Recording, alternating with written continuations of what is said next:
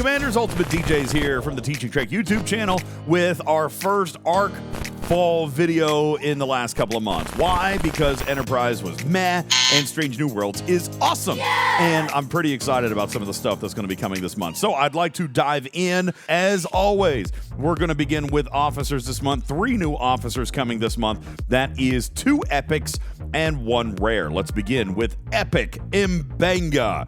The Butcher of Jagal is his captain's maneuver. At the start of combat, Mbenga will increase all mitigation stats by a percentage of officer health versus non-Armada hostiles. This is going to make him an officer that is used for grinding PvE, which is just like what we've seen out of the other Strange New Worlds officers. His officer ability is going to be increasing shield health points every round versus non-Armada hostiles. He will synergize with all of the rest of the Strange New Worlds crew, so giving the Butcher of Jagal a PvE ability. Your next epic this month is going to be Sam Kirk.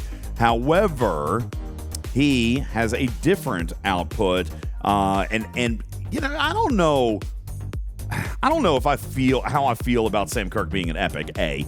B, his captain's maneuver is reducing enemy shield health points every round versus non-Armada hostiles. That's going to be 10% at base with an 8 and 5% synergy side. Again, synergizing with the other Strange New Worlds officers. His officer ability is going to increase critical damage versus non-Armada hostiles. This one makes me scratch my head. Not 1,000% sure. Obviously, we're going to have to speculate. We're going to have to tinker a little bit. We're going to have to test. Is he going to be better than Strange New Worlds Pike? These all are going to be PvE officers that all synergize together. Your rare officer this month is the beautiful Nurse Chapel, finally getting her fair day in the sun. And she is a below-deck officer, which I absolutely love because this is fantastic, all right? Her officer ability is going to be a loot bonus for the new loot that you're going to get from destroying Gorn hostiles. We're going to talk about that new Gorn loot coming up here in just a couple of minutes, but she is right out the gate a loot officer for the new loot that's going to be needed as an officer ability. She will synergize with all Strange New Worlds officers, but her below-deck ability is good everywhere else. At the start of combat, increasing isolated cascade damage versus non-Armada targets. This basically makes her a below-deck version of Enterprise E Data, and he is a wildly valuable officer. I love that Nurse Chapel is going to have an absolutely amazing, useful set of abilities both on the bridge and below deck, and that makes her, in my opinion, one of the more valuable officers that should be available for most players to be able to get. In that she is a rare. It's going to make her a very valuable event store officer. She is definitely a must-have for me. Those are your 3 officers this month. Regarding acquisition, we are allegedly returning to a more traditional model in which we will see solo leaderboards and paired solo milestones, the heroic nature of which is not yet known, but our indications are that they will be half unlocks in the heroic style of paired SMS combined with a traditional solo leaderboard. Those are your officers for this month. Now, as mentioned with Nurse Chapel, there is a new Gorn hostile. We could talk a little bit about that. There is a new loop, but before anybody gets super fussy about the new loop, of course, we did talk a little bit last night on our Twitch and our ARC preview with Beck and Logan about some of the efficiency improvements that are coming into the game. We can throw some of those up on the screen right now in your Xborg store, and we did a full feature on this last night. It is also available on our website, talkingtrekstfc.com for podcast, but the Dvorfisha, the Monavine, the Stella, the Mantis, the Defiant, and the Tally all getting efficiency bonus increases in their pulls inside the Xborg Faction store. These are freebies. They are not changing in price. They are just increases in the amount of loot that you're going to get. And as discussed last night, these are going to be player choice as to what you prioritize in loop replacement. But there did seem to be some general consensus that the Mantis appears to be one of the best loop replacement mechanisms built into this new Xborg Faction store. So please do go check those out. and watch our video from last night if you would like to get a little bit more in-depth analysis on what those efficiency bundles are. That being said, those efficiency bundles are able to replace and or eliminate some previous loops in the game because there is a new one coming. These are the Gorn Hunters. They can only be destroyed with isolytic damage. They will throw isolytic damage at you, requiring your progression through isolytic defense. Once they are destroyed, they will drop volatile isomatter. That isomatter is then going to go into just a normal loop a normal loop form is going to go into our refinery. It will contain within it officer shards, artifact pieces, and materials and faction credits. There will be new systems, G4, G5, and G6, in which you can find those Gorn Hunters. They will range in difficulty from level 40 all the way up to level 70. There is a whole new area of maps or systems where these Gorn Hunters will be. And that is where you will go to get this isomatter that you'll then use in the refinery. That is essentially the loop. It is simple this month, but will require your heavy engagement, or at least your progressive engagement, in isolytic damage and isolytic defense. Those Gorn Hunters will be the new loop and the new hostile this month. Your feature is going to be the War Room. We spent a lot of time talking about this last night and breaking down Logan's ARC preview meeting regarding the new War Room. It is a new station building that will enable access to War Room events, meaning that you do have to build the War Room in order to get these new War Room events. War Room events are Alliance milestone-based PvP events. These will score by stealing certain materials and killing player ships, and will add new Alliance PvP opportunities.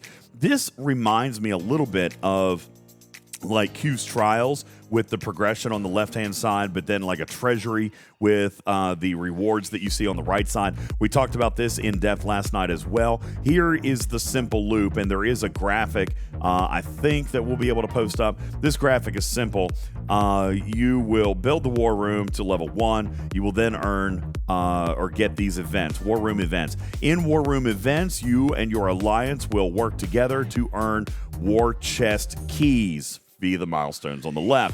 You will use those keys to open your War Chest over here on the right. That will contain resources, materials, some ship parts, things like that, but also contain these emblems, these wartime emblems. And these emblems will be used to upgrade your War Room, okay? Now, here's the key. Using your keys to open the War Chest wisely.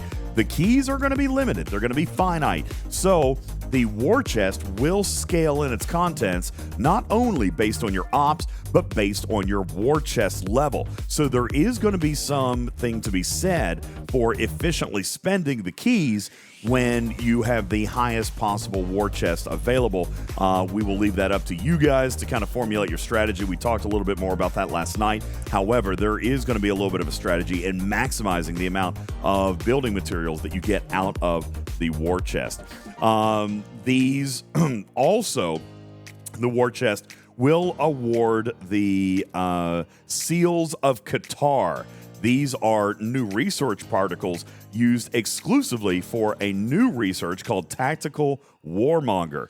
This Tactical Warmonger research will increase your PvP effectiveness, basically increasing your damage output against other players, starting at 600% and going all the way up to multiple thousands of percent. This is a free research, but it is grindable through the War Room mechanic.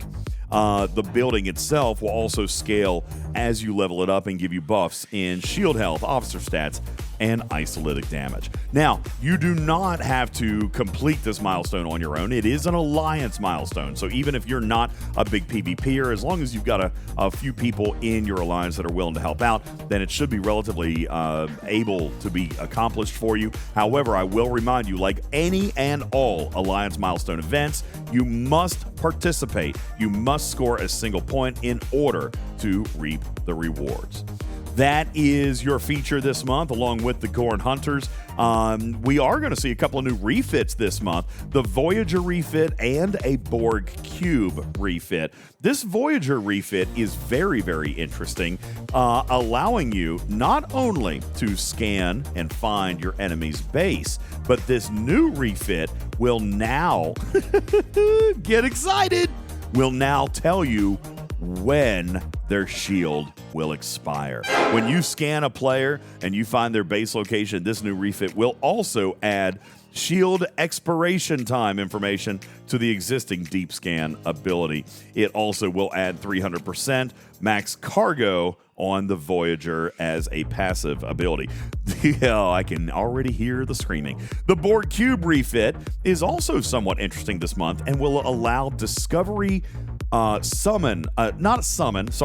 Alert type ability to the Borg Cube, allowing for instant travel. It won't be used for summoning, but it will be able to instantly warp. They are going to use a new currency called transwarp manifolds that you will receive for free every single day. These transwarp conduits, instead of Black Alert, mycelial network kind of stuff, these transwarp conduits will allow you to instantly transport your Borg Cube to any location of your choice. The passive ability for this skin will be adding hull health to the Borg Cube. All right, so those are your new skins coming this month. Got a couple of new primes as well. Prime Hull Breach Resilience, decreasing your opponent's critical hit damage by 150% for 3 rounds if your hull breached at the beginning of any round of combat. Basically meaning you are going to get a damage reduction from your enemy if they have hull breached you.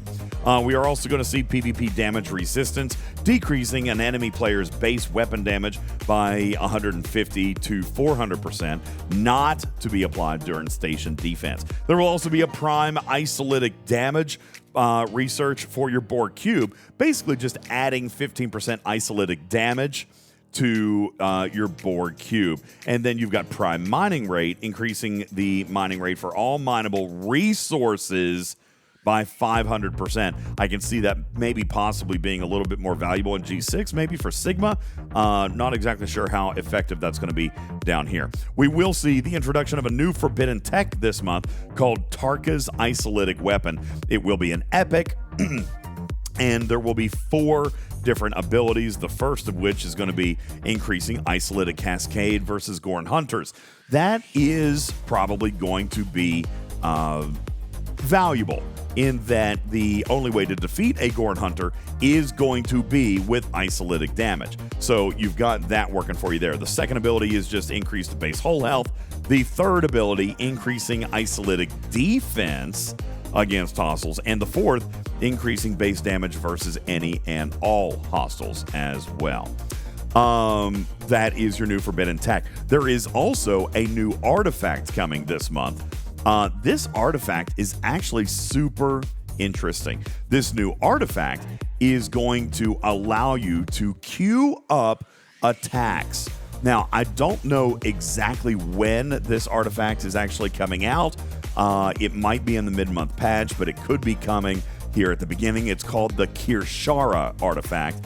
It will increase the number of sequential commands that you can issue to a ship, allowing players to select one hostile to attack, followed by another, and have the responding ship execute the attacks one after the other. This is a very interesting new artifact. The technology just for in the game is brand spanking new. That's called the Kirshara artifact, and that is going to be available this month as well. A wide assortment of new avatars and frames, including the Sam Kirk mustache, a new Gorn frame, and of course the beautiful and elegant Nurse Chapel in the avatars. Here's a nice Gorn ship avatar as well. There are a number of events that are going to be happening, and we will talk a little bit more about events as we proceed throughout the arc. I will remind you that starting here on day 1, there will be a heroic solo milestone and solo leaderboard for upgrading the war room, so you definitely want to wait until those events kick off before starting to upgrade and or purchase packs for your war room. There will also be, as mentioned, the heroic milestones for Epic Mbenga, and I believe Sam Kirk will have an opportunity this month as well. The Butcher of Jagal will also have his own series of SMS events that are going to be based on killing Klingon hostiles. There will be a number of those style of events throughout this month. And of course, we've talked about the War Room event, which will be week-long events that will run periodically throughout this arc. I should also point out and let you know that there will be, at least at this point, tentatively scheduled a new run, or not a new run, but an actual run of incursions during this arc. I will also point out that there is a new event that is going to be spanning the entire season, if you will. And this is going to be called the Cloak of War and Ad Astra per Aspera. This is going to be the return of those champion-style events, one for the month and then one for the entire arc.